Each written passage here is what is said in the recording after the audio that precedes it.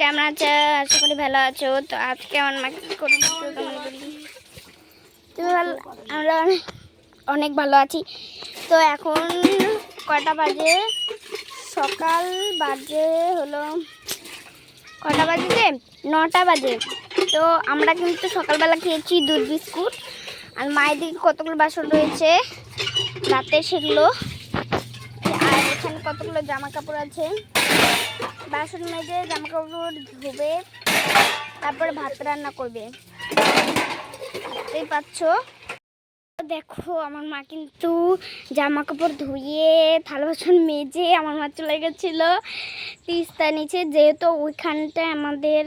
এইটা কি শাক, কে কে খাও বলো, আমাকে জানাও। এটা কি শাক বলো তো তোমরা? আর এই কলার, এটা কলার ভাড়ালি। আর এটা হলো কি যেন, ও মা এটা কি শাক? ঢেকি শাক। হ্যাঁ, ভুলে গেছিলাম, হয়তো ঢেকি শাক। আর তোমাদের ওখানে কি বলে তোমাদের বলো। আর কালকে পরশু দিন একটা বড় একটা কাঁঠাল পেরেছে আমার মা। দেখো, ভেবেছে পেকে গেছে, কেটে দেখে এটা পাকেনি। এরপরে একটু বড় দেখে, দুটো বড় দেখে আরো ভাড়ালি কেটে নিয়ে এসেছে।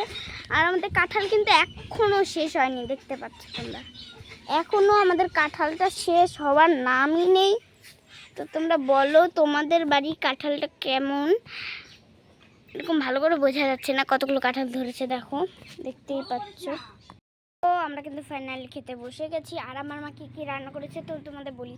এখানে করেছে আলু আর ঢেঁকি শাক ভাজলাম, এই যে ভেজেছে। আর এই ডিম ভাজা, ডাল ভাজা, এটা চাল ডাল ভাজা কোথায়? এই কি ডিম ভাজা, ডিম ভাজা, শাকটা ভাজছে, ডাল ডাল ভাজা আর এটা চাল কুমড়া ভাজবে। এটা চাল কুমড়া ভাজবে। আলু দিয়ে দিই, বন্ধ করো।